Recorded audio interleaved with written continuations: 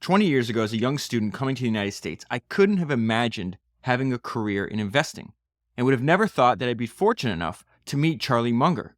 In 2004, Munger became my investment partner and has since become my lifelong mentor and friend, an opportunity I would have never dared to dream about.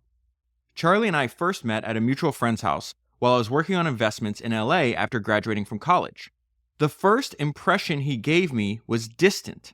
He often appeared to be absent-minded to the presence of his conversation partners and was instead very focused on his own topics. But this old man spoke succinctly, his words full of wisdom for you to mull over. 7 years later, at a Thanksgiving gathering in 2003, we had a long heart-to-heart conversation. I introduced every single company I've invested in or researched or am interested in to Charlie, and he commented on each of them. I also asked for his advice on the problems that I was encountering. He told me that the problems I've encountered were practically all the problems of Wall Street. The problem is with the way that Wall Street thinks. Even though Berkshire Hathaway has been such a success, there isn't any company on Wall Street that truly imitates it. If I continue on this path, my worries will never be eliminated. But if I was willing to give up this path right then, to take a path different from Wall Street, he was willing to invest.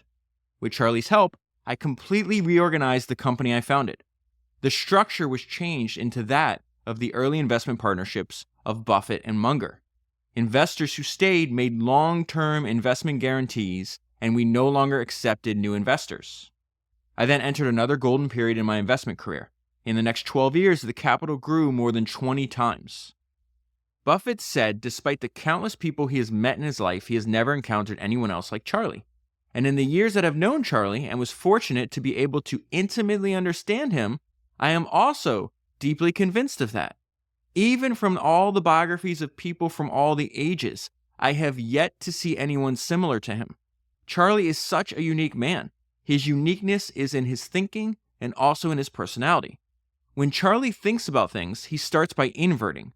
To understand how to be happy in life, Charlie will study how to make life miserable.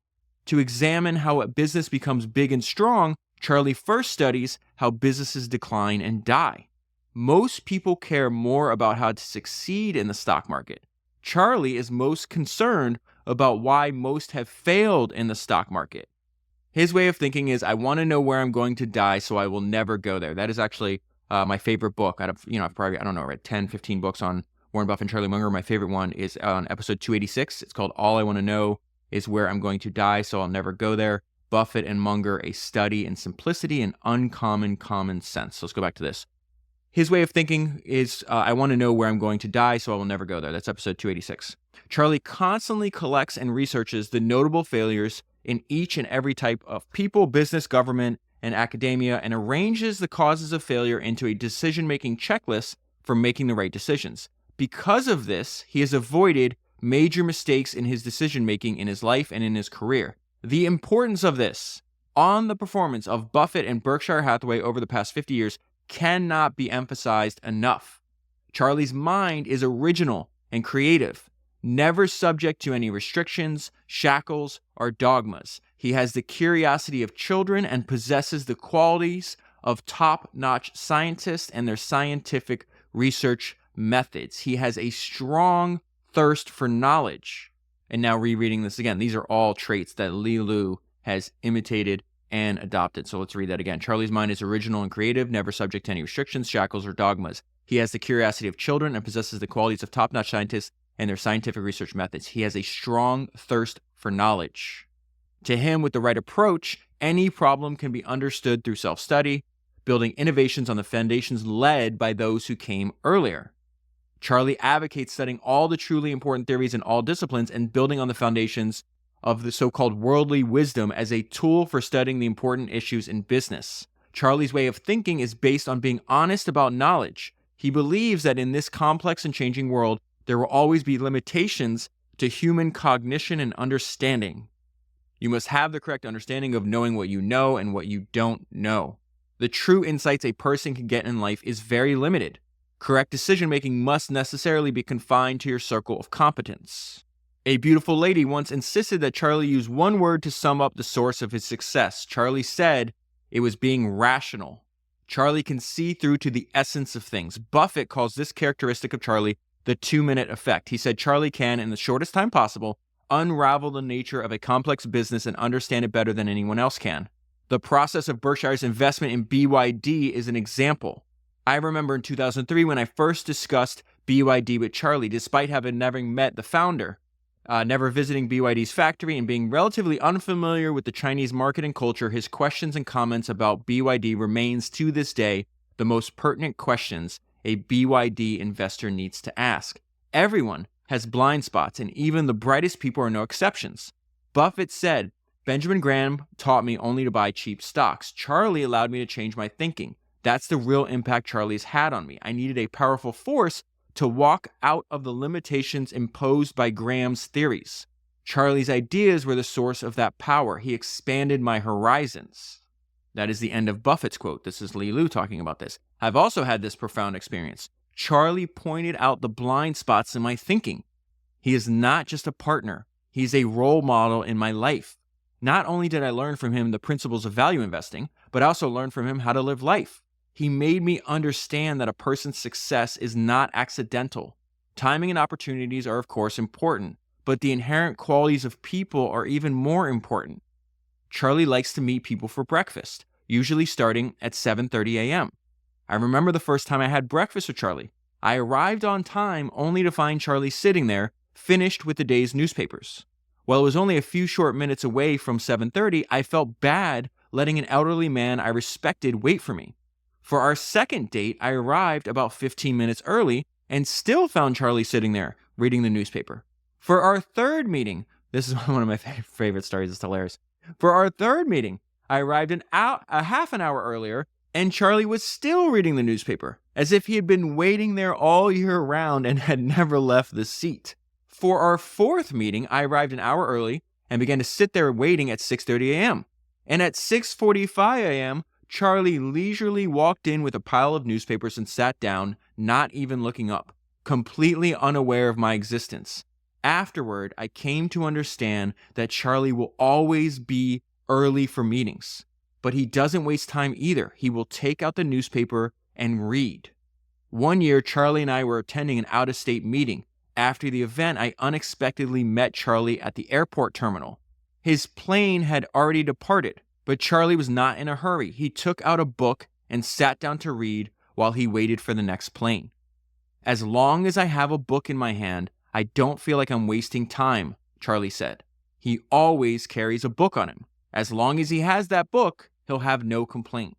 Charlie spent his lifetime studying the causes of human failures, so he has a profound understanding of the weaknesses of human nature. Because of this, he believes people must be strict and demanding on themselves, continuously improving their discipline in life in order to overcome the innate weaknesses of human nature. This way of life, to Charlie, is a moral requirement. He is such a unique person. But if you think about it, if Munger and Buffett weren't so unique, how could they have built Berkshire's performance over 50 years into one that is unprecedented in the history of investing and one that has yet to be replicated?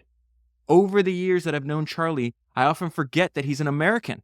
He is closer to being the traditional literati, which is the scholar officials of Imperial China. Charlie is the best example of a businessman with a literati soul. He is extremely successful in business. However, in the deep, intimate interactions I've had with Charlie, I found Charlie to be essentially a moral philosopher and a scholar. He reads widely, is knowledgeable over a broad range of topics, is truly concerned about his own moral cultivation, and is ultimately concerned about society.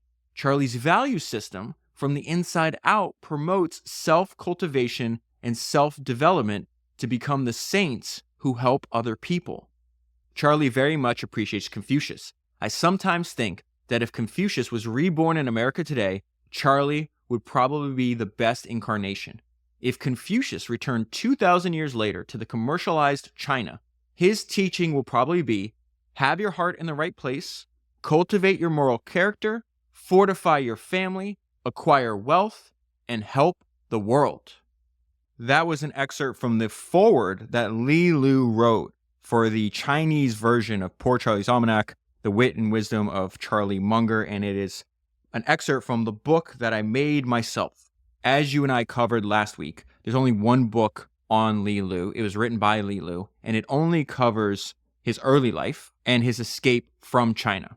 What that version of Li Lu that was writing that book could never have predicted was what the next few decades of his life was going to turn out. The fact that he attends a lecture from Buffett that changes his life, becomes partners with Charlie Munger, founds a wildly successful investment company that produces billions and billions of dollars in returns. So what I wanted to do for this episode was, okay, we already covered his early life, his surviving one of the most horrific childhoods you could possibly imagine. Now I want to learn how he thinks about business building and investing.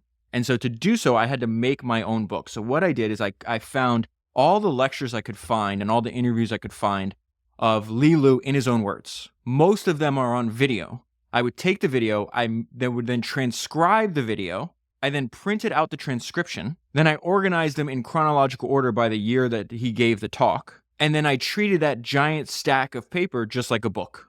And so the result is I kind of have like a homemade or a handmade, almost like autobiography of Li Lu, where he's discussing his investment career. And when I'm done, I'm going to put this in a binder, a 3-ring binder, and put it up on my bookshelf. This is something when I went to Charlie Munger's house and actually got to see his library.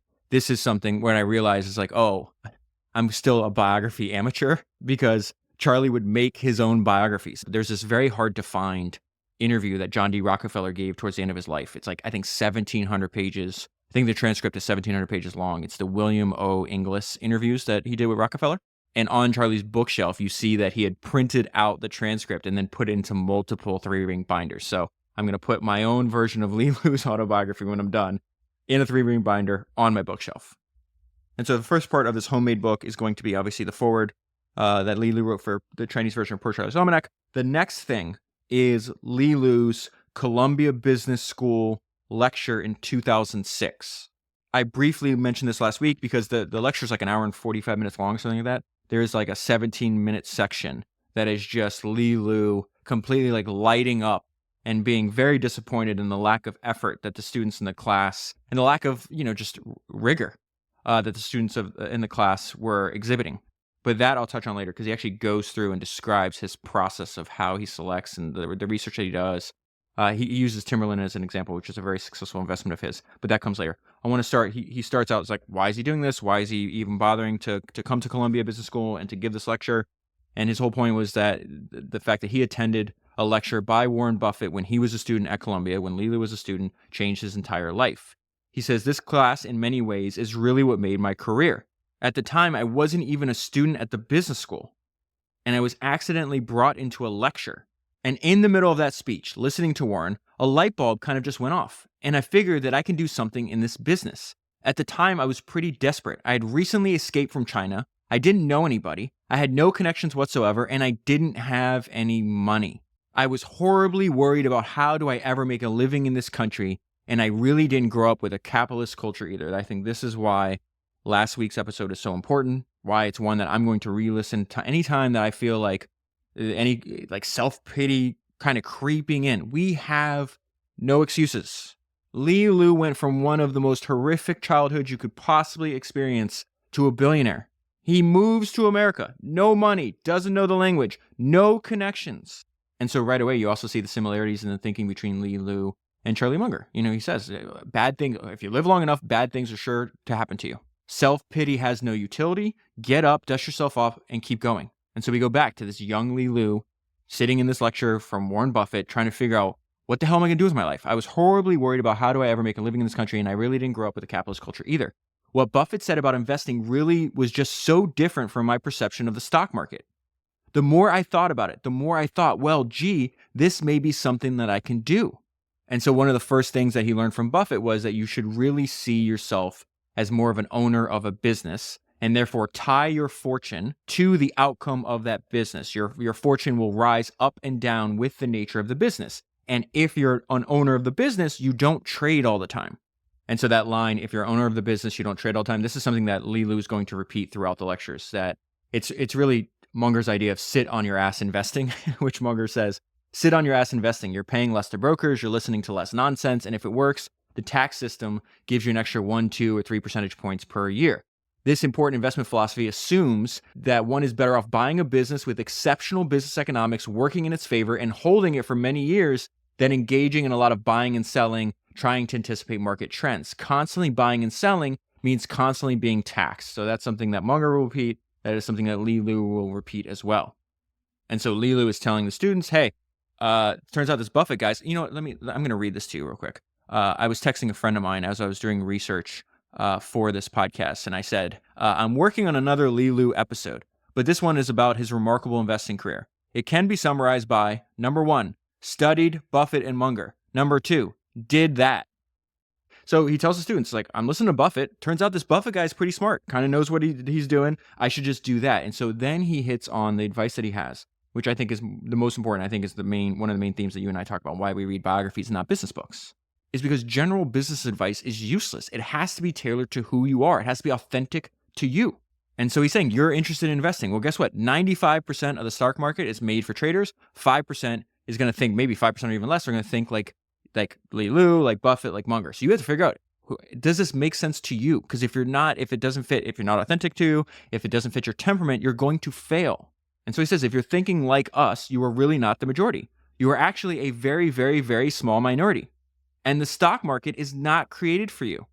And that's really where your opportunities is. And that is where the challenge is. And that is what I first learned when I listened to Buffett. That is one of the things that stuck in my mind, because I really knew by then what kind of person I was. Your biggest challenge is really to understand whether you're that 5% of people or you're like the 95% of the majority. And I think this is overlooked and really excellent advice, because this is key to enjoying the game. His whole point is like all the value is in the long term. If you're building a business that's not authentic to you, if you don't enjoy it, you're not going to last decades. And that's where all the money is. And in many cases, and in Li Lu's case, it takes an experiment. You have to know what you don't like to do. So he's like, listen, I always knew I was going to run my own fund. That he knew. But he didn't know how he was going to run the fund. And so one of his early backers was Julian Robertson, who was the founder of Tiger Management. And so he tells Li Lu, he's like, hey, come into the office. Work out of here with all these other trainers. Li Lu is going to talk about this in more detail in another interview later. But this is where he realizes, like, I'm not part of this 95%. And so it says, Julian invited me to share office with him and invited a whole bunch of other fund managers that he also invested in to share ideas. And that's when I sort of got a much better understanding of how the 95% of other people operated. And so most of them were trading all the time. They were shorting stocks. And Li Lu's like, I don't like this. Li Lu is much more like Munger and Buffett, where he wants to sit in a room, read, think. He compares his job to an investigative journalist. But he's like, this doesn't match me. And so after describing this period of time where he's like, I don't like this version of the business, he gives excellent advice, again, that I think too many people miss, especially people that don't read biographies miss. So my first point I want to leave you with is really to understand who you are, because you will be tested. You are going to really have to ask yourself. You're going to have to face yourself, whether you're a value investor or you're not. And he says, if you want to be like, if you want to be a value investor, you want to be like Li Lu, if you want to be like Charlie Munger, if you want to be like Warren Buffett, that means that somehow you're probably genetically mutated. You are very comfortable being in a minority, which is not natural to human beings. Most of us survive because we stick with the group. And if you're like Li Lu and Buffett and Munger, you would naturally adopt the attitude that you're right, not because other people agree with you, but because your reasoning and your evidence showed you that you're right.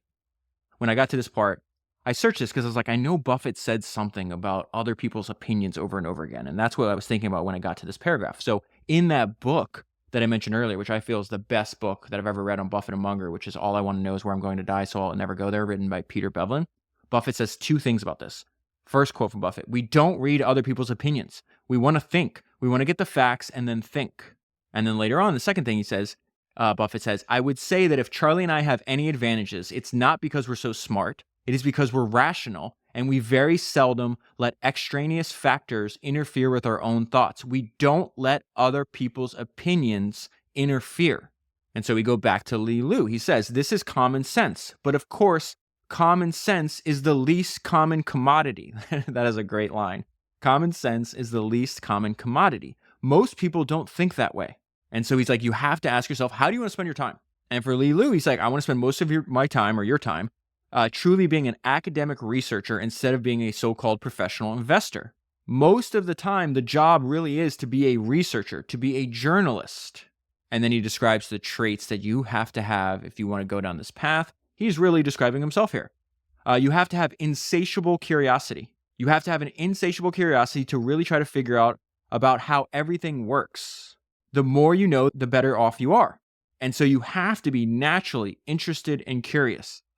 He matches that intense curiosity with the fact that he reads everything. There's a line in a young Churchill's biography that I read that talked about the difference between, I think he was like 26 when he was in Parliament. And he said the difference between Churchill at that time and his competitors, or I guess his fellow lawmakers, was they would tend to read like the day's newspapers where it said, there's a line in the book where it says Churchill devoured entire shelves. That's how I think about Li Lu, devouring entire shelves. So he's like, of course, you have to have this natural, intense curiosity. He says this will help you. You're obviously reading everything. He says it will help you because then occasionally you will find a few insights. All of your studies would really just give you a handful of tremendous opportunities. And so when he talks about all this reading, all this thinking, all this research, will only produce a handful of opportunities. And obviously when you find these opportunities, you want to bet really heavily. In fact, I have a coffee mug of Warren Buffett's wisdom, and it has like quotes, and I just pour espresso into this thing all day long. And there's a line that I was thinking of because on the coffee mug, it's a quote from Warren. It says, "Opportunities come infrequently. When it rains gold, put out the bucket, not the thimble." And the reason I thought about this is because multiple times people ask Li Lu, because he takes questions in almost all these talks. It's like, well, how much money do you put into this investment? And like, what percentage of your portfolio and everything else?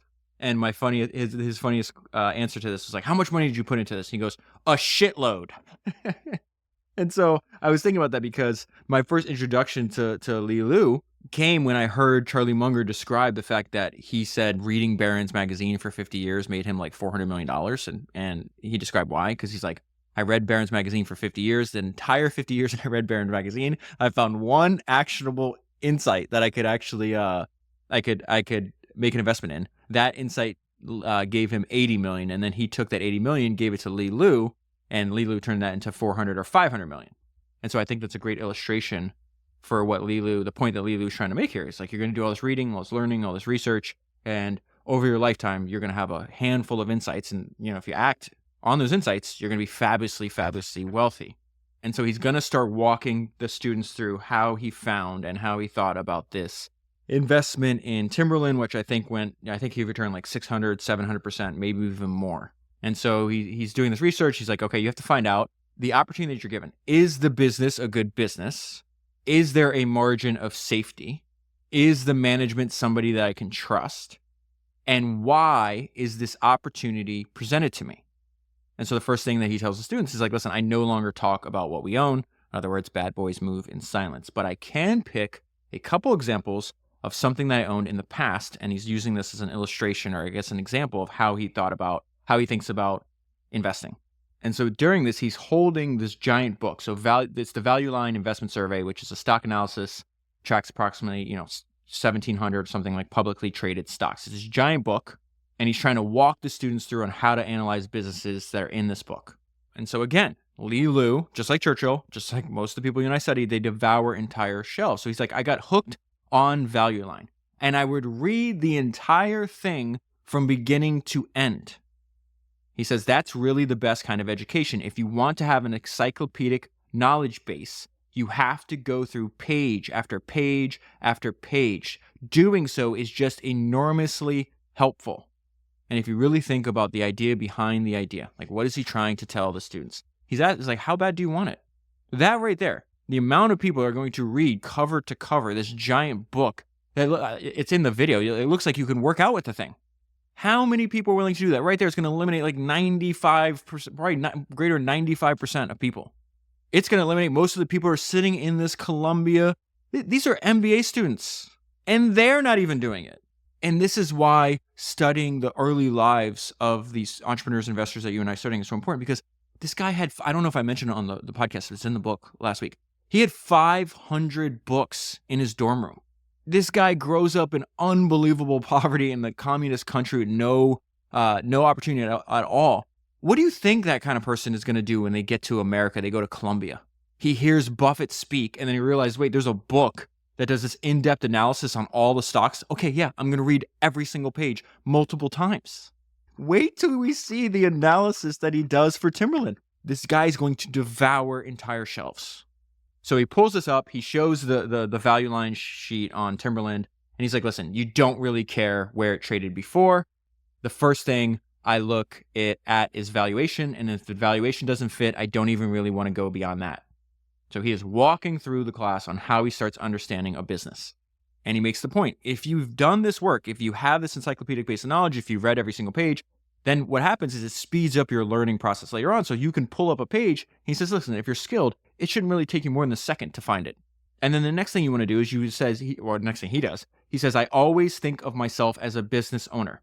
And he thinks, if I could buy the entire business at this price, then I probably want to own it, meaning buy the stock. And so he senses there might be an opportunity with Timberland. Timberland's got a good brand name, but the stock is just getting completely killed. At the time, there was the Asian financial crisis, and all the shoemakers that were they were depressed. The prices were depressed because they thought their sales in Asia are just going to fall off a cliff. And he mentions this is also happening to Nike and Reebok at the time.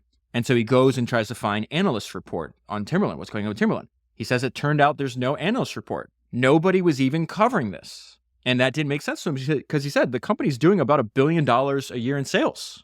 It's a big brand. Why is nobody covering this? And so he walks people through this. He's like, well, it's always been really profitable, and therefore they didn't have their need for the financial market is very limited. Any other reason, he's constantly like you'll answer one thing and he'll go, okay, more. Any other reason? Well, the ownership structure. What's the ownership structure? Well, it's family owned. They own about 40% of it, and they control 98% of the vote. And so Li Lu says, immediately that turns a bunch of people off. And he brings up the point. He's like, you really should think of yourself as an investigative journalist. And he says, you've got to have a very active, very curious mind, a mind that wouldn't be satisfied with any bogus answers. Otherwise, you can't be in this business. So he's like, okay, we have the Asian financial crisis. We have the fact that there's no analysts covering Timberland. What else could be the reason why he feels there's an opportunity here? Why is their stock getting absolutely battered? Turns out there's a whole bunch of lawsuits. So what do you do next? You already know. We're going to pause right here. What do you think Li Lu is going to do next? He says, you'll download every single piece of the document for every single one of the court cases. Every single case, and you read them from page 1. If you do not have a curious mind, you're not going to do this. I am just so curious. I want to know what's happening. This doesn't add up. And so you have to dig into every single thing, and you have to read everything, as I did. He's talking about effort. There is so many times. So obviously, as you know, I underline things as I'm reading them, and I jot down to myself, what comes to mind. Sometimes they're past ideas. Sometimes there's stuff I have to search on. Sometimes it's this is an idea related to something else he said. Multiple times, if you were able to see this little handmade book that I made, you're going to see the word effort in in all capitals, in a big giant ass circle, because that's what he's talking about. He's talking about effort. Just like Munger and Buffett talk a lot about human nature and human psychology, so does Li Lu. Remember what he said? Common sense is the least common commodity. You know what else is a least common commodity? Effort and hard work over a sustained period of time. Most of humanity is incapable of doing so. So this continues, and I have a big smile on my face as this continues to go on, because just the effort that this guy is going to do. Remember, when he pulls the trigger, he's not dabbling around. There's a great line where it says, Walt Disney seldom dabbled. Everyone who knew Disney remarked on his intensity when something intrigued him. He focused himself entirely on it as if it was the only thing that mattered. That's the same description for Li Lu too. Okay, so at this point, he's like, all right, I found, there's all these lawsuits, cool. I'm going to print out every single case and read it front to back. And what he realizes is this is fantastic. You see the owner of the business, right? It's kind of getting pissed off. There's this fight between him and some other investors. And Li Lu says you get a sense of his personality by reading those documents because you can vividly see his defense. And so the owner is I'm not going to talk to the street anymore. I'm not going to give you any guidance. I don't need a damn dollar from anybody else. This business is wonderful. And so the people that didn't do the work, right? How many people, let's say there's 100 people that knew about the lawsuits. That's going to scare a bunch of people away. How many of those 100 people actually read every single word and every single document like Li Lu? I don't know, 1, 2, maybe. And so this is beneficial for people like Li Lu because these lawsuits served a purpose. They scared the superficial people away. And so now Lee is starting to get a little bit more comfortable with them. He's like, okay, well, that's nice. We still have to find out, are they actually good managers? How do we know that they're decent people? And this is where he goes back to. He's like, I view this job as an investigative journalist. Most people who have built businesses have also have a big personality. Yes, they do. And they have a history they can go and audit. They've left a trail of evidence of what kind of person they are and what they've done, how they deal with different situations. And so this is, I mentioned this last week. He goes to their community. He goes to their church. And he says, you go visit everyone. You spend a few weeks there. So let's use that example again. There's 100 people may be interested in this potential investment in timberland. How many people out of the 100 are doing what Lilu did? Now it's not even 2 or 3. It is 1. And Lilu doesn't stop there. He says, the fellow actually, I think this is the founder of Timberland. He says, this fellow actually only graduated high school. He's a relatively simple guy, but he's a nice, decent guy. It turns out he has a son who actually went to business school. Now, I'm going to have a hard time not laughing at this. It's inspiring to me. He's just like, I want to be the best in the world at what I'm doing. I want to give full effort always, everywhere. And it's like, I wouldn't even think to do this. Listen to what he does. So turns out the Timberland founder, right? He has a son. His son actually went to business school. His son was actually my age at the time. So I go and find out all the boards that the father and the sons sit on. And I find one of these boards that the son is on is run by a friend of mine. So I get myself invited onto the board. I join the board along with the son, and we become very close friends. And then I really know what's going on in that family. It turns out to be one of the most admiring families I've ever met. They are wonderful. And they also happen to be brilliant businessmen. This is incredible. This is also related, when I got to this part, like, think about Charlie Munger would talk about the dangers of multitasking for decades. And this is a perfect example of this, because this is why multitasking is so dangerous. You don't have time to go to the extremes. And the value is found in the extremes.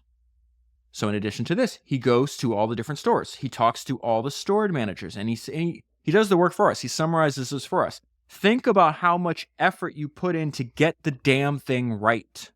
And so now he realizes he has a margin of safety. He understands. He has a very in-depth, thorough understanding of the business from A to Z, and he makes his investment. And they ask him, well, how much did you put in? He goes, I put a shitload on them. And over the next 2 years, the damn thing went up 7 times. That's Charlie Munger. Charlie Munger said, you should remember that good ideas are rare. When the odds are greatly in your favor, bet heavily. That is the same idea that Buffett has on my coffee mug. Opportunities come infrequently. When it rains gold, put out the bucket, not the thimble. Go back to the text message I sent my friend. I'm working on another Lilu episode, but this one is about his remarkable investing career. Can be summarized. Number 1, study Buffett and Munger. Number 2, did that. Munger and Buffett said, good opportunities are rare. When I find one, go all in. Lilu's version of this is I found a great opportunity, I put a shitload on them, and then over the next 2 years, this damn thing went up 7 times. He talks about the beginning, makes the investment, okay? This is before this giant increase in value. The CEO goes and starts doing analyst meetings, okay? So you already know Lilu's going to show up at the analyst meetings, okay? You know how many people are at the first analyst meeting? It's the CEO, Lilu, and one other guy. 3 people. And then after the increase in value, which is, I think, the end of, I think this is happening in the year 2000, he says the room was just absolutely filled. And then he says, so that's when I know I have to sell, so I sold everything. Think about that. The stock goes up 700% or whatever it is, and then the meetings are packed. And then he's summarizing exactly his thinking. And this thinking, it's coming out of Lilu's mouth, but these are, Buffett and Munger's ideas. You just have to sit on your ass. You don't have to do a damn thing. That's the good thing about buying a really good business. The business will take care of itself. The opportunities like that don't come very often. So when it comes, you have to seize it. When opportunity comes, you have to jump on it. And that's what I did. He continues a few paragraphs later. When opportunity comes, you can tell. You can smell it. He's assuming you did the work necessary, right? You can smell it. How can you really develop that smell? The only way to do that is just reading page after page after page. And then he's asked again. He was asked, what % of your fund did you put in Timberland? He said, a shitload of money. So then we get to the part, this is when they start analyzing. Keep in mind, he just went through how he analyzed Timberland, right? So he's like, okay, we're going to pull out value line. We're going to analyze some of these businesses together. This is when they start analyzing together. And this is when he absolutely lights them up. And so he starts, think of yourself as an owner. This is something he tells over and over again. And he asks like very simple questions, right? Like, what is the market cap? And he goes, come on, it's simple. Come on. I thought you guys did all your homework. Did anybody do homework? Not one hand? Raise your hand if you did homework. One person in the class. One hand goes up, and I think that guy even gets the next question wrong. So we have to question if he even did his goddamn homework. And he says, how the hell are you going to make it in this business? And I wrote in the column, in the margin, that they would not be one of three at the analyst meeting. So it continues. I'm going to just talk. I'm just going to talk about his reaction to them, right? Because this is effort. How bad do you want it? Come on, guys. You're the Columbia Business School. What do we pay you for? Come on, guys. You have work to do. This is not good. Bruce, the teacher, he goes, I don't know what the hell you're teaching them. Come on. This goes on for pages and pages, so I'm going to skip over this. It's so bad. This is his response. This is why all my employees I had never went to business school. They never worked at an established management firm, and some of them never even had accounting, because I find it's easier to train them than somebody who did. This is something that pops up in the biographies a lot, that in many times, especially if you're running your business differently, these are, from very, I hate to say this, but like very much like first principles thinking. It's better no experience than bad experience, better no habits than bad habits. And so they're going back through this stock. There's just one thing I want to pull out that I think is a really important point, that you shouldn't be fooled by what things are called or how things are described, but you should be asking, how do they actually function? And so there's this business that they're analyzing that has a bunch of other businesses. And one of the businesses that they own is like this department store. It's called a department store, but it's not like you and I would think of a department store that's holding all this inventory. Therefore, the book value of this department store, it's worth more than the book value, in his opinion. He says it's not a department store that we understand here. They don't take any inventory. It's more like a shopping mall that would take a percentage off the top line of all the merchandise and all the stuff that they sell there. And so it's clear from his description when he's talking about this section, he's like, oh, I don't care what you're calling it. I don't care what you're describing it, like what you describe it. It's like, what does it actually do? How does it actually function?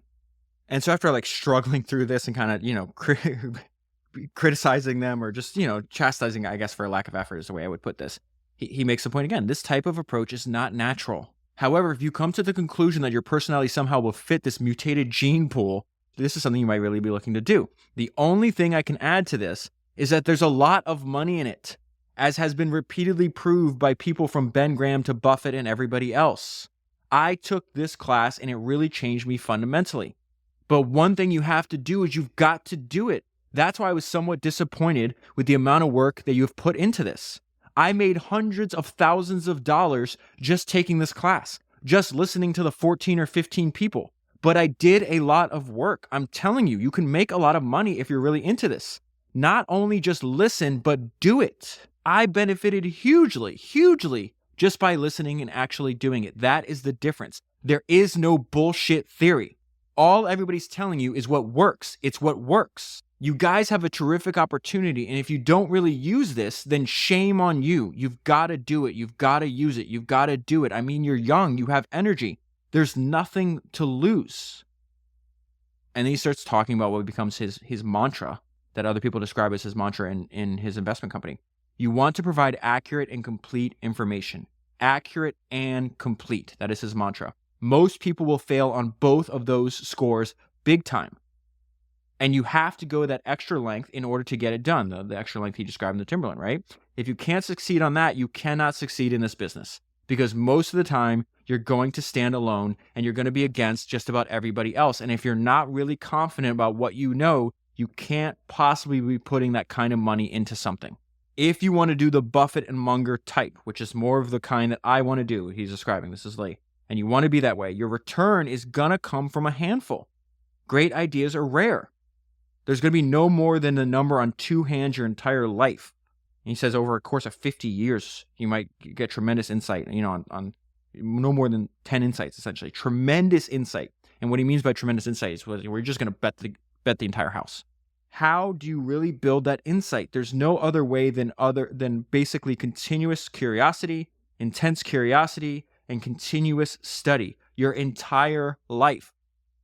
I would also say this is why founders that still run and control their company, do so over a long period of time, have such a massive advantage. Because think about it, it's like Sam Walton talks about, I never really had to invest in much. I never really invested in much outside of Walmart. And how many people understood Walmart the way Sam Walton did? Probably nobody on the entire planet.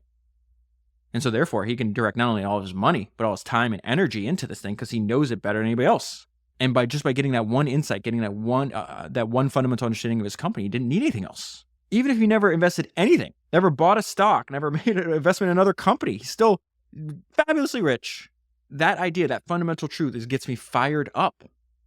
And then Lee talks about the other side of this, that his mistake, because he hounds on the margin of safety, right? He's like, he's lost some money, but in very rare cases. And he says his biggest mistake is actually not making a big bet when he had that tremendous opportunity. So he says the biggest opportunity biggest mistake or the missed opportunity came from this company that I had an absolute insight on. I had the absolute insight. I knew the management.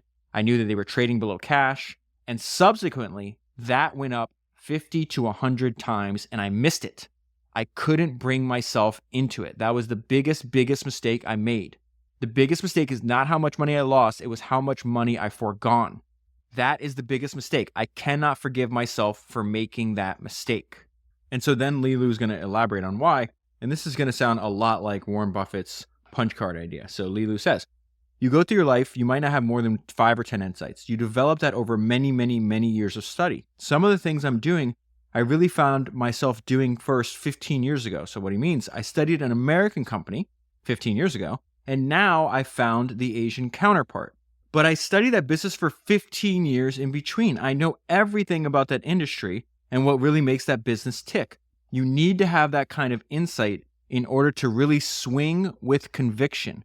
And if you cannot do that, either psychologically or because you're ill-prepared, you would just never really make any real amount of money. So I got to that part and I was like, oh, that's another one of, Buffett's ideas and Munger's ideas essentially coming out of, Lee Lu is just echoing what he learned from them. And so Buffett goes, and I think he speaks to University of Florida MBA students, but this is from the biography Snowball.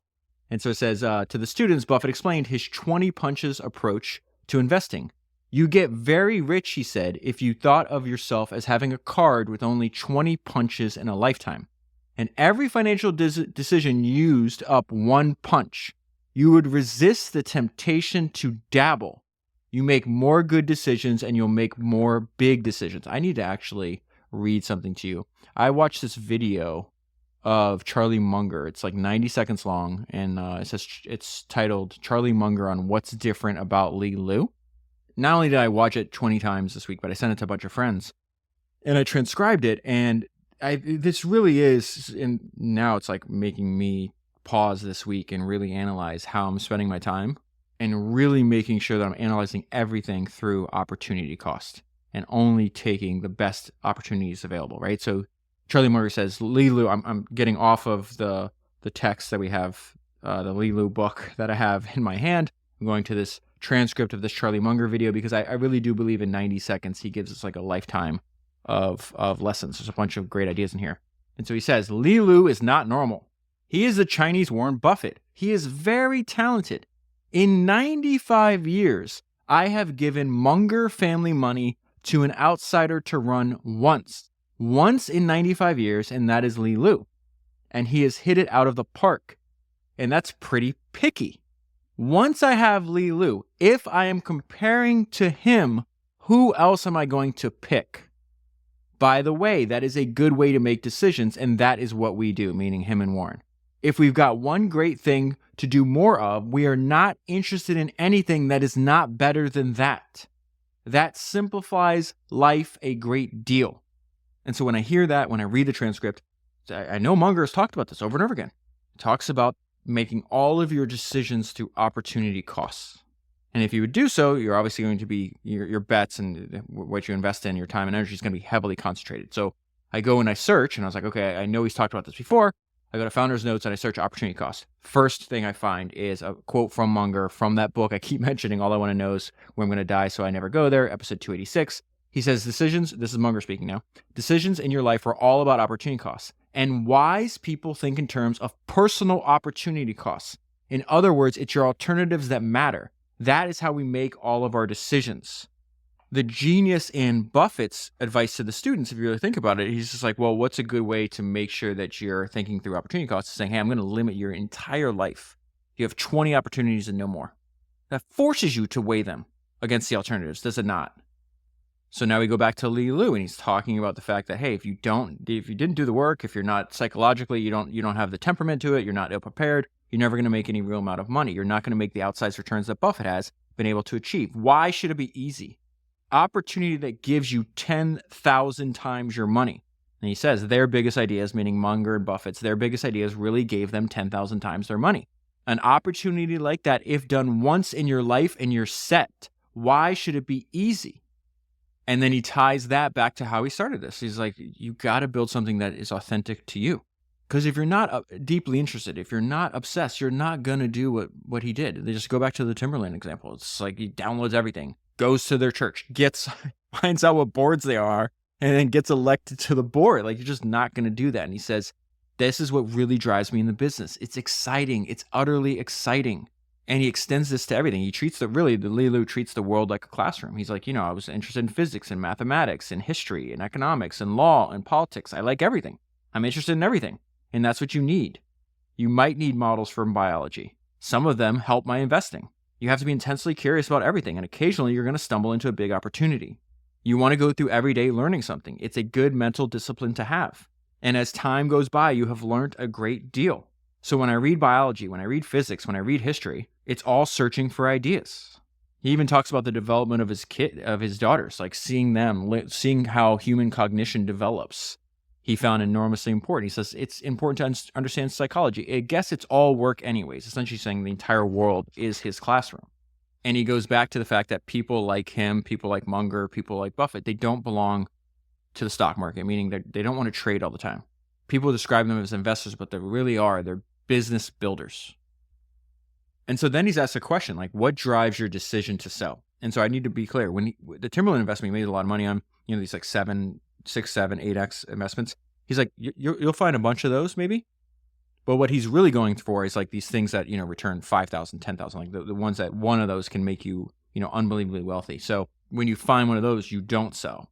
So he's going to talk about his evolution of thinking on this. So he's asked the question, like, what drives your decision to sell? I used to have a philosophy. If I don't want to buy at the price I'm offered, then I sell. And so he talks about how he evolved away from this and the fact that if you're in a really great business, like, first of all, there's just not many truly phenomenal businesses out there. And if it is a phenomenal business, that leader is going to take a disproportionate amount of the capital, even more so in the future than you could possibly guess. And so there's like an indirect way he kind of continues to answer this question. And he does that while he leads the students on a way to analyze the business of Bloomberg. Even though Bloomberg is a private company you can invest in, but he's going to talk about he has a lot of respect. In fact, he mentions the business of Bloomberg multiple times throughout the years. And later on, when he tries to compete with them, he even realizes they're even better than he expected. But he's really trying to educate the students on, like, well, how do you know you have a business that you shouldn't sell? And part of this exercise is like a series of questions you want to ask yourself, like, is there an actual moat here that is defensible for many decades to come? So they go through a bunch of questions. Why is it so sticky? And a lot of the students' answers he doesn't like, but one of them he loved. And they said, well, they have high switching costs. And so they talk about people that use the machine have a high opportunity cost for their time. And it takes a long, long time to learn all the functionalities of Bloomberg. Anything that is hard to learn and that is highly, highly, highly relied upon to do your daily work. Once you learn that damn thing, you do not want to learn that again. And besides, then they add another advantage they have. And besides, everybody else uses the same thing. You have to be able to communicate with your partners, with your colleagues. Anybody you collaborate is using it. This business is winner take all. And he talks about one of the genius marketing ideas that Bloomberg had is that they would introduce them, I think either free or unbelievably cheap, to every business school student. So then you're in college and you're learning how to use the machine. And Li Lu talks about what you could expect to happen after. He goes, okay, I have this thing available cheaply to me. I'll learn this thing. But once I graduate and I go into the world, I don't want to learn that again. And besides, everybody else is using it. And so he makes the point that at some point, Bloomberg had stacked up all these advantages. And at one point, he crossed the line. And then once you cross that line where everybody's using it, they have high opportunity costs of their time, high switching costs, takes forever to work to learn. Everybody else is using it too. It's just like he's stuck in there. And so Lee says, suppose that was a public company and suppose you had to develop that insight is worth a shitload of money. That's the kind of insight I was talking about. That is a virtual monopoly business. He's telling them, look for this kind of insight. Do you even have a choice today of not using Bloomberg? He's asking the question. What is the cost of Bloomberg? What is the cost? Nothing. You can almost call that zero. Now, obviously, he knows it's, $30,000 a year or whatever the number is. It's expensive, but his point is every trade to these kind of people that use it can mean millions of dollars gain or loss. So they don't care if you charge them $30,000 a year. And they don't really care, or they don't really have a choice if you decide that next year the price is going to be 10% or a year, 10% a year more. They don't have a choice. That is why it's a fabulous business, a fabulous business. He repeats that over and over again. And I'm going to pause here. I'm going to come back to what he's saying here because I think it's really important. But the point of his hounding on this, that you need an encyclopedic, basis of knowledge, you should study all businesses, all industries, you should read all the time. It's because you realize it has nothing to do with financial services, technology. It's a type of business that has pricing power because there is no other alternative. And again, this sounds a hell of a lot like Charlie Munger. When I just did, it was episode 355. It's on this very rare Bernard Arnault interview, right? He has the same exact characteristics. And they talk about the fact that Bernard Arnault bought Tiffany. Starts raising prices. I think the average customer used to spend $500 per visit to the store. Now it's 4 times that. They immediately start raising prices. And when I got to that, right, I thought of that when I got to this in the Lee Lu. But when I got to that, I thought of what Charlie Munger said. So I'm going to pull this quote from Charlie Munger that I think Lee Lu obviously understood when he's analyzing Bloomberg.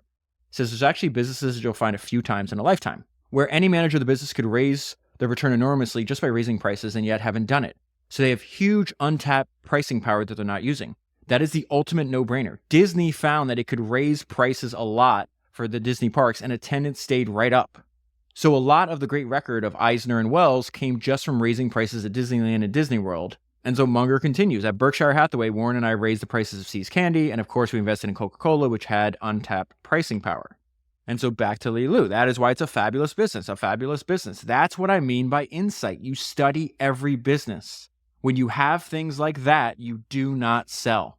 And then finally, he ends this lecture where the vast majority of my highlights in this little handmade book is going to come from this because he's remarkably consistent in how he looks at things and what he talks about. So obviously, he'll repeat some of the stuff in future conversations and future transcripts I have in front of me. But I'm obviously not going to go over it over and over again.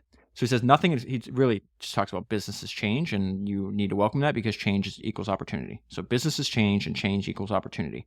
Nothing is constant. That's the interesting thing about business. Nothing is constant. And that's why you have to keep relearning things. And that's a good thing. That's a good thing. That's why people who have an active mind and are actively prepared and have the psychological temperament to be able to act when they see an opportunity will always, always have a chance to be fabulously rich. And that is a good note to end on. Okay, so the second talk is a lecture at Colombia again, but this one happens 4 years later. And I'm not going to repeat the ones we just went over, but he does tell slightly different stories in this where after discovering, watching that lecture from Warren Buffett, it's not going to surprise you, he read every single thing he could about Buffett. All of his shareholder letters, every single book, every single talk. He says he embarked on a 2-year intensive study, learning everything about Buffett. And so he says, after I graduated Columbia, I worked in an investment bank for a year and realized that was a mistake. I tried to start a fund. The first year I managed money, I lost 19%. That's when he goes into building the business or a life that's authentic to you. If you could ever find something you can do well that you really like, this will be your best investment. You will do better than competitors. If you can do it with intrinsic passion, that really over time will add enormous value to you. And again, I need to point out, I don't even know I'm going to name this episode. Maybe it should be just like Lee Lu and Charlie Munger and Warren Buffett, because it's like they all have the same ideas. Lee Lu saying, hey, find something you have an intrinsic passion. Charlie Munger in Poor Charlie's Almanack says, another thing that I found is that an intense interest in any subject is indispensable if you're really going to excel in it. I could force myself to be fairly good at a lot of things, but I couldn't excel in anything which I didn't have an intense interest. Going back to Lee Lu, the game of investing is really continuous learning. I cross that out. I really think the better way to say that is the game of entrepreneurship is really continuous learning and excessively profitable because finding an edge really only comes from a right frame of mind and years of continuous study. This is really difficult, but on the other hand, the rewards are huge. Warren says that if you only come up with 10 good investments in your 40-year career, you will be extraordinarily rich. That's really what it is. This idea of finding an edge comes from years of continuous study, okay? So one of the craziest things that kind of smacked me in the face is when I read that other biography of Sam Walton. So I think I've read Sam Walton's autobiography twice, and then I read this biography by Vance Trimble on him twice. So I think my fourth reading really smacked me in the face of the importance of like fast and then slow and then really fast. So he's talking about, studying companies, reading about them, figuring out the management, figuring out the opportunity. It's just like you need years of continuous study. For a founder, that years of continuous study is obviously going to happen inside and outside of your business. So like Sam Walton had seen more retail stores than anybody else on the planet. And the edge came from, he was relatively slow, right? Think about this. Sam Walton, greatest retailer ever lived. He had one store, a single store for 5 years. And then you look at how fast he learned. So that was his, this is pre-history of Walmart. It wasn't even called Walmart. It was like a five and dime, which we would think of as like a dollar store today, okay? And then you have, success of Walmart, and then he sees the success of what he wants to do, like a Costco, when he starts Sam's Club. And so at the beginning of his career, before he had this years of continuous study, one store for 5 years. This is fascinating because the faster you learn, the faster you compound your knowledge, the faster you can actually move in real life. So then 4 decades later, he starts Sam's Club. He goes from 0 stores to 105 in 7 years and $5 billion a year in sales. And the edge came from this slow, continuous study because Sam Walton said the key was that they started out underfinanced, undercapitalized in these remote communities. And it turned out by running these experiments in these small remote communities, that there was much, much more business out in these little communities of 6,000, people, 10,000 people than they could have ever possibly imagined. That one insight is the foundation of the Walmart financial empire. That is Walton's version of Li Lu's idea of finding an edge only comes from the right frame of mind and years of continuous study. And so Li has some advice for us. How do you understand and gain that great insight? Pick one business, any business, and truly understand it. I tell my interns to work through this exercise. Imagine a distant relative passes away and you find out that you have inherited 100% of a business they own. What are you going to do about it? That is a mentality to take when looking at any business. I strongly encourage you to start and understand one business inside and out, just like obviously Sam Walton understood Walmart. That is better than any training possible. It does not have to be a great business. It could be any business. But you'll need to be able to get a feel of how you would do or what you would do as a 100% owner. If you can do that, you'll have a tremendous leg up against the competition. Most people don't take that first concept correctly, and it is quite sad. If you did, you would really seek out knowledge on how it should be run, how it works. If you start with that, you will eventually know how much that business is worth. And then he talks about the temperament you need to have. He's like, I started my first business in 97. That was in the middle of the Asian financial crisis. Then we had the internet bubble. And then a few years after that, it was the great financial crash of 2007, 2008.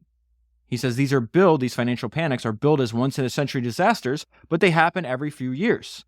This is really where the insight and temperament come in. You have to have a certain confidence in your own judgment and not be swayed by other people's views. It is not easy, but that is life. That sounds just like Charlie Munger. It is a given. It happens to everyone. Berkshire has had at least 3 times when the stock went down 50%. It happened to Andrew Carnegie. It happened to John D. Rockefeller. It happens to everyone. This happens to even mighty companies. Look at the top 50 companies in America every 10 years. By the time 20 or 40 years go by, 2/3 of them are gone. By the time it goes to 100 years, there might be only a couple left. That's just the way it is. This is why he kept saying businesses change equals opportunity. He says capitalism rewards people who are talented at capital allocation. It is a great game. He loves it. He refers to it as a game, as a passion, as an obsession over and over again. He just absolutely loves what he does. And so then he continues. Once you understand a single business inside and out, then you start examining the entire industry.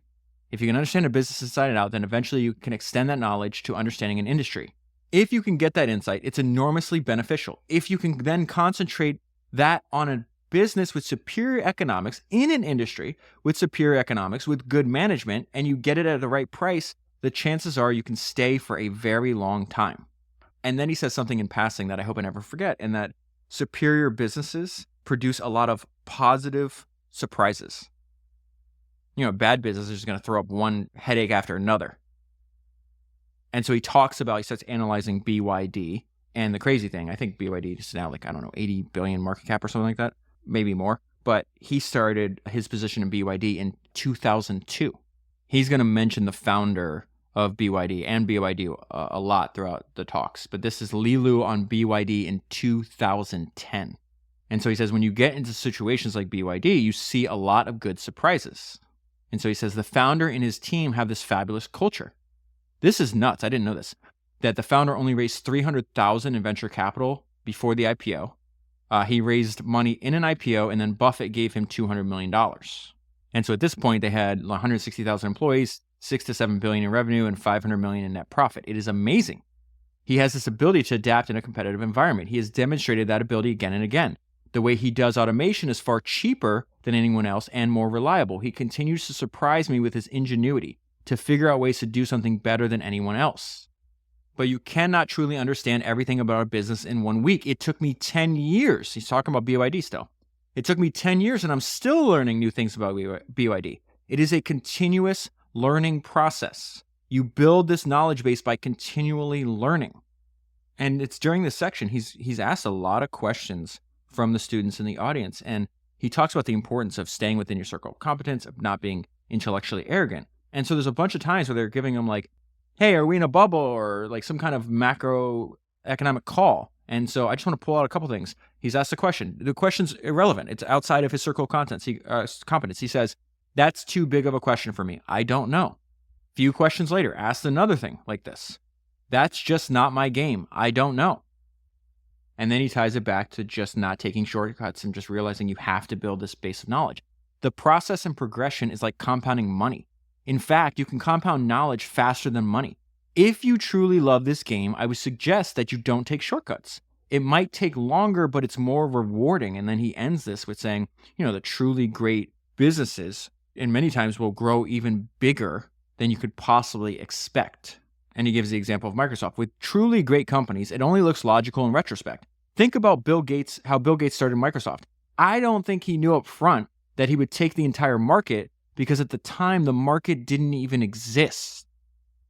Okay, so the next talk he gives in 2012, he gives it at San Francisco State University. And I found this and I thought the quality was terrible. So I went looking for another recording of it. Turns out somebody had remastered it and made it sound better. It still doesn't sound fantastic, but enough that I could transcribe it. And on that, the remastered version, there's a fantastic comment that I think tells you a lot about Li Lu. But this is the comment on the YouTube video. Thanks for creating a higher quality version. My team and I actually hosted this event in 2012. Not only is Li Lu a fantastic investor, he's also a great and humble person. We had reached out to him over a cold email asking him to speak at a student conference in San Francisco.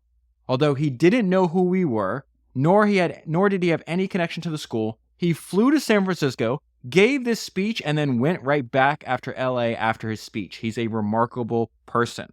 And so I just want to pull out a few of the ideas he had. He spoke for 30 minutes, took questions. And, it starts with, really, this is just about the fact that general business advice is useless. It depends on who you are. Depends on the personality. It depends on, it's hugely important to build a business that's authentic to you. And usually that requires experimenting with things and realizing what you don't like first, which was obviously true in Li Lu's and Charlie Munger and Warren Buffett's case. And so he says, why is the practice that is being publicized by tremendous successful examples such as Mr. Buffett, why do more people not follow what they do? It turns out it has a lot to do with human psychology. And he says, it is human nature to love gambling. Even if everybody knows the odds are stacked against them, that has never prevented gambling from becoming a very big business. It has also endured throughout the centuries. But he says this goes against the track record that Li Lu and Charlie Munger and Warren Buffett have. But virtually all the successful investor practitioners do not bet often. I need to pause. I found another quote from him, I think that relates to what he's saying here. So Li Lu says, in the short term, there will be winners and losers. But in the long term, there are very few winners. If someone can produce outstanding results over 15 years or more, we can probably say that they're something exceptional. So his whole point is just you should just study the greats and then do what they do. So back to this, many of the very successful investor practitioners do not bet often. Most people really do not have the necessary discipline, mental discipline to do that. I would strongly encourage you to study successful practices in real life and in examples of history. What you are looking for, or what he is looking for, is you're talking about an enduring, earning, generating franchise, a compounding machine, in other words. To know what to look for, he says, I would have first studied all the great examples in the past. And so he just pounds over and over again the same idea, like, hey, only go for the best. You might only have 5 to 10 shots in your entire life. Make sure you do all the work. Make sure you have the temperament. And one of the students, God bless him, just God bless him. But he goes, I have to say that's a pretty high hurdle rate. Come on, man. He just got done explaining why there's this flaw in human nature, why so few people are able to do so. And you just prove his point. And I wrote in the column, yeah, no shit. Yeah, no shit, it's a high hurdle rate. That's his entire point. And he's trying to explain why this is so important, because if you actually have a great opportunity, you only need one. When you turn out to be right, the upside is just enormous. It could really surprise your wildest dreams. He repeats, it is extremely rare to find no-brainer great opportunities. You certainly do not want to diversify away from the opportunity that you have been waiting patiently for a long time to discover for some really inferior other opportunities. Investing is essentially opportunity cost. Does that not sound like that 90-second video from Charlie Munger, right? So any other alternative, you really have to justify itself by comparing with the one that you already have. Charlie Munger is not going and looking to run Munger family money with other people that are inferior to Li Lu. And when you make that comparison, you tend not to really diversify too much. All decisions ought to be looked at through the concept of opportunity cost. So I'm going to go and summarize. This is the note I left on this page, right? Because, I may never read this entire page again, but I'll go back and look through them and through my notes and highlights. And I want a summary, like a quick way to understand what did I learn from this page. Number one, all decisions should be looked at through the concept of opportunity cost. Number two, if you do that, you will not diversify too much. Number three is how you should make all of your decisions. Okay, so the next year, he gives an interview with Graham in Doddsville, and this one's written out. And so in order not to repeat what we already covered in the other talks, I'm going to skip to the second page of the interview. Part of the game is to come into your own. You must find some way that perfectly fits your personality. It is a competitive game, so you're going to run into a lot of very intelligent, hardworking fellows. The only way to gain an edge is through long and hard work. Do what you love to do so you naturally do it or think about it all the time, even if you are relaxing. Over time, you can accumulate a huge advantage if it comes naturally to you like this. The ones who really figure out their own style and stick to it and let their natural temperament take over will have a big advantage. This game is a process of discovering who you are, what you're interested in, what you're good at, what you love to do, then magnifying that until you gain a sizable edge over all other people. One of my favorite sentences out of every single thing that we've talked about so far. And even though that's one of my favorite sentences, I feel he does even a great job of summarizing the idea behind that with another sentence that's one of my favorite. I let my own personal interests define my circle of competence. So then Lee talks about the influence, the same influence that Munger had on Buffett, Munger had on Lee. When Charlie died, Buffett was writing about the fact that Charlie's the architect of Berkshire. So Lee talks about it. He's like, listen, I started out looking for cheap securities, but over time, I really fell in love with strong businesses. And I think that's super important. He mentioned earlier, strong businesses, wonderful businesses, great businesses. They produce positive surprises.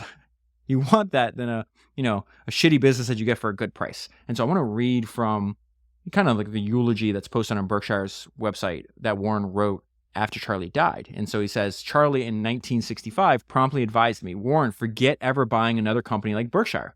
But now that you control Berkshire, add to it wonderful businesses purchased at fair prices and give up buying fair businesses at wonderful prices. In other words, abandon everything you learned from your hero, Ben Graham. And Charlie said, because Ben's ideas only work when practiced at a small scale. With much backsliding, I subsequently followed his instructions. Many years later, Charlie became my partner in running Berkshire and repeatedly jerked me back to sanity when my old habits surfaced. Until his death, he continued in this role, and together we, along with those who early on invested with us, ended up far better than Charlie and I ever dreamed possible. In reality, Charlie was the architect of the present Berkshire, and I acted as the general contractor to carry out the day-to-day construction of his vision. Charlie should forever, and this is bold, they bolded this on the website, Charlie should forever be credited with being the architect. So Lilu continues, I've become more attracted to looking for great businesses that are inherently superior. And actually, he mentions this because he's going to talk about Bloomberg again, which, again, we already know he thinks is an inherently superior business. So he was the first investor in this company called Capital IQ. But what was fascinating is the insight that he learned about Bloomberg through Capital IQ, because they started Capital IQ to compete with Bloomberg. We wanted to create something just like Bloomberg. And in the process, we grew to appreciate Bloomberg much more because it was so hard to compete with them. We learned quickly that we couldn't really compete with Bloomberg. I think one of the best ideas for figuring out who is really great inside of an industry. You identify who is really great by asking who I do not want to compete with. And I think it was Mark Andreessen. Somebody said one time that you could survey the industry, and it's the one bullet theory, I think is what it's called, is you tell all of like the CEOs in the industry, if you have a gun with one bullet, which one of your competitors are you shooting? And that's a good indicator that, I don't want to compete with that guy. and if everybody's saying they don't want to compete with that person, that's an idea that's who's truly great inside the industry. So what we learned quickly is that we really couldn't compete with Bloomberg. And maybe that insight is transferable to his BYD investment. So he talks about, how were you able to he's asked the question, like, how were you able to get Charlie Munger interested in a company like BYD? Because Berkshire Hathaway shies away from technology-oriented companies. Keep in mind, this is 2013, this interview's happening. And Lee's insight on that is different. He says, I don't think Warren and Charlie are ideological. They are not ideological, neither am I. It's really how much you know. The story of BYD is relatively simple. The guy is a really terrific engineer, started the business with $300,000, takes no additional money until the IPO. He creates a company that has $8 billion in revenue, thousands of engineers. He solves a whole bunch of different problems. The engineering culture there consistently demonstrates its ability to tackle big, difficult problems. BYD plays in a big field with open-ended possibilities and has a reasonable chance of being successful. Berkshire is not ideological against technology stocks. They're just against anything they don't feel comfortable with. There's a line Buffett has on that. Buffett says that they're individual opportunity driven. Individual opportunity driven. And I would say Lilu is too, because multiple times, like, he's asked questions and they kind of like, are you only investing in Asia? Are you only investing in this? Are you only investing in that? It's just like, I go where the greatest opportunity is. I'm individual. He doesn't use the word, but that's the way I would describe it. He's individual opportunity driven. Lilu continues on BYD. The company is a learning machine. And by this point, I'm so deep. Obviously, I've been deep into Buffett and Munger for years, but so deep into Lilu, I realized, like, this company is a learning machine. Okay, that applies to BYD, but it applies to Berkshire too. It applies to Munger, applies to Buffett, and applies to Lilu too. This guy's a learning machine. He also has a great line hidden in here that I really think speaks to the importance of focus. I don't invest anything outside of the fund. I put all of my investment capital into my funds. Lilu, going back to focus, really concentrate on the ideas where you truly have the time and energy to fully understand the situation better than anybody. And I believe the best founders know this instinctively. That is why Sam Walton was not doing a bunch of investing outside of Walmart. Why? Because he's concentrating on the ideas where he truly had the time and energy to fully understand the situation better than anybody. Back to the importance of being a learning machine and constantly adapting. There is not a single business that I know of that will never change. Business is change. That's the fascinating thing about business. Successful businesses have some combination of things that enable them to adapt to changes better than anyone else. I think you could switch out. That's definitely true for businesses, right? What about successful people, right? So let's run that sentence back with people inside of businesses. Successful people have some combination of things that enable them to adapt to changes better than anyone else. I think that statement's still true. He hits this again on the next page. Successful companies are able to deal with change consistently. And then remember, several times he's repeated, the fact that Munger and Buffett are rare, great opportunities are rare, it's not supposed to be easy. In fact, he repeats over and over again that the future is excessively hard to predict. And he has a bunch of examples in trying to illustrate that point. And, it's obviously important to him because he repeats it throughout almost every single one of these talks. But this is the best way that he framed it. I was like, wow, this is a great way to summarize that idea about, the future is hard to predict. He says, if you went through the American Civil War, the country killed 2% of its population. And yet not only was it rebuilt, but it was rebuilt at a furious pace. After that, it went through 2 great world wars. After World War II, if you thought Japan and Germany were doomed, boy, were you wrong. It is hard to predict the future. Okay, the next talk he gave in 2021, and it is the 13th Colombia China Business Conference, Fireside Chat. And he mentioned earlier that the more foundational, the encyclopedic base of knowledge you have, the faster you can identify things. And he was using specifically the more you read value line, the easier it is to spot the opportunities and the faster you can do so. It's also true if you're studying this person. So by the time I get to this, I think the transcript here runs, 30 pages or something. I had an understanding of Li Lu and how he thinks where there's only one insight that I want to share with you from this talk that we haven't already covered. And it deals directly with focus, but I think more than that, it's once obviously Li Lu has his ability to trust his own judgment, and he knows his path in life. A lot of what he's telling you is you have to learn to think for yourself, and the only way you can trust your judgment is actually do the work that you should be able to trust your own judgment. And so he's asked the question, what other dimensions do you do things differently than other investors? And he says, I don't spend my time studying other investors. We spend our time studying industries and studying specific companies. In other words, he's keeping the main thing. He is focused. He knows that if he studies great companies and great industries, he will develop those rare, 5, 10, 15 insights in an entire lifetime. And that's all. And if he does that and only does that, he will be successful. And doing things that are not that, spending time that is not that, what is he? You know this. He makes his decisions through opportunity costs. So studying other investors instead of the way he makes money and his main business, which is studying great companies, identifying insights for great companies and great industries, the opportunity cost to study other investors is too high. So therefore, he doesn't do it. Okay, and then the final thing is when he turns 50 years old, he writes this post about reflections on turning 50. And I think this is a perfect place to end. I could never imagine my life would turn out this way. It takes countless bridges, roads, means of transportation, and years of effort to travel this far. The countless people in my life, kind-hearted strangers, well-wishers, mentors, partners, friends, are my bridges, my roads, my transportation for getting here. Without your help, friendship, and constant encouragement, I simply could not travel this far. If I have anything to do with that journey, it's simply that I took it. Woody Allen is right. 90% of success is to show up.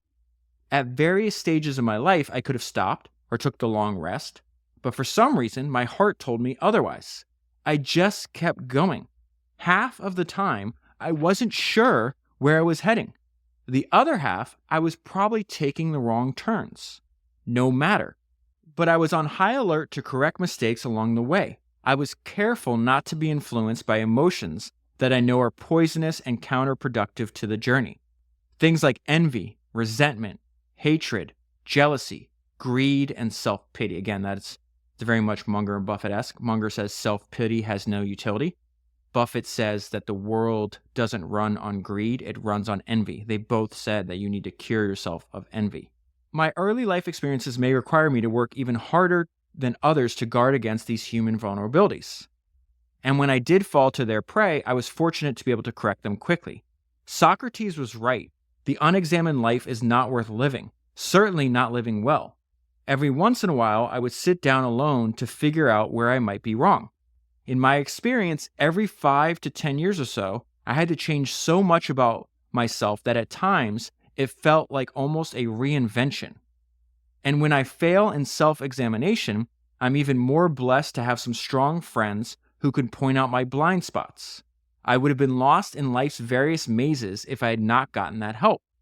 So through the tumblings and the zigzags, I kept going while at the time insisting on sitting in the driver's seat. It is my life and my journey after all. According to Confucius, at 50, one should know his purpose in life, what your life was meant to be. I believe in Confucius's dictate. Having done relatively well in additions in my life, I'm slowly learning the art of subtraction and focus. I would have failed in a lot of professions. For example, I wouldn't be good at ballet or basketball, but my temperament and experiences prepared me well for a career in investment? I have to pause there. I really do think one of the main themes that reappears in the teachings of Li Lu is you pick a career that you have an immense passion and that suits your personality and how you want to spend your time. I was extremely lucky to be introduced into the field by the greatest investor who ever lived when I accidentally stepped into a lecture by Warren Buffett at Colombia nearly 25 years ago. And it was even more magical 13 years ago when Charlie Munger became my investment partner, mentor, and lifelong friend. To this day, I don't know to what I would attribute this extreme fortune. It is something even the wildest imagination or the best fiction could not conjure. Now that I've compiled a record of my own for over 20 years, I still enjoy the game even better than when I started. I have 3 lovely children. They're beautiful, talented, and kind-hearted. I'm most proud of them. Reaching 50 probably makes me closer to the end than to the beginning. Regarding my age, my favorite quote comes from Norman Lear.